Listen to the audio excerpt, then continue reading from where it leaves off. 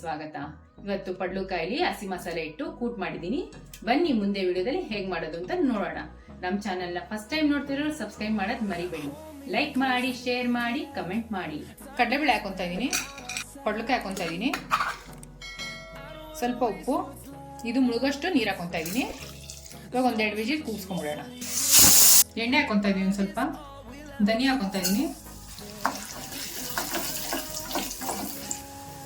ಸ್ವಲ್ಪ ಜೀರಿಗೆ, ಸ್ವಲ್ಪ ಮೆಣಸು, ಚಕ್ಕೆ, ಲವಂಗ, ಇದೊಂದು ಸ್ವಲ್ಪ ಕೆಂಪಾಗಬೇಕು ನೋಡಿ. ಇಷ್ಟ ಆದಮೇಲೆ ಇವಾಗ ಹಸಿಮೆಣಸಿನ್ಕಾಯಿ ಹಾಕೊತಾ ಇದ್ದೀನಿ, ಸ್ವಲ್ಪ ಶುಂಠಿ, ಬೆಳ್ಳುಳ್ಳಿ,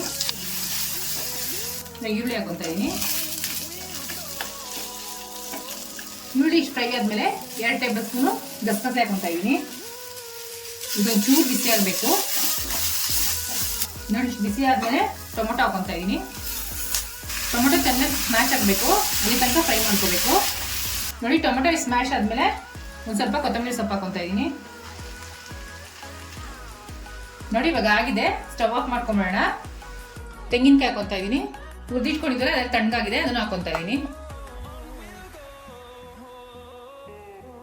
ನೋಡಿ. ಈ ಥರ ನೈಸಾಗಿ ರುಬ್ಕೋಬೇಕು. ಮಸಾಲೆ ವಾಸನೆ ಅಂತೂ ಗಮ್ ಅಂತ ಇದೆ.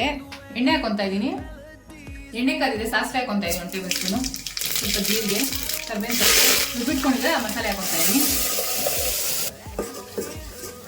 ಬೇಯಿಸಿಟ್ಕೊಂಡಾಗ ಕಡಲೆಬೇಳೆನೂ ಪಡ್ಲುಕಾಯಿನ ಅದನ್ನು ಹಾಕೊತಾ ಇದ್ದೀನಿ.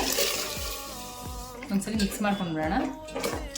ರುಚಿಗೆ ತಕ್ಕಷ್ಟು ಉಪ್ಪು ನೋಡಿ. ಗಟ್ಟಿ ಇದೆ, ಇನ್ನೊಂದು ಸ್ವಲ್ಪ ನೀರು ಹಾಕೊಳ್ಳೋಣ, ಇನ್ನೊಂದು ಅರ್ಧ ಲೋಟದಷ್ಟು.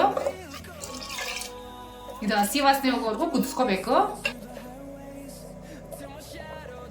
ಇವಾಗ ಹಸಿ ವಾಸನೆ ಹೋಗಿದೆ, ಇವಾಗ ಸ್ಟವ್ ಆಫ್ ಮಾಡ್ಕೊಂಡ್ಬಿಡೋಣ.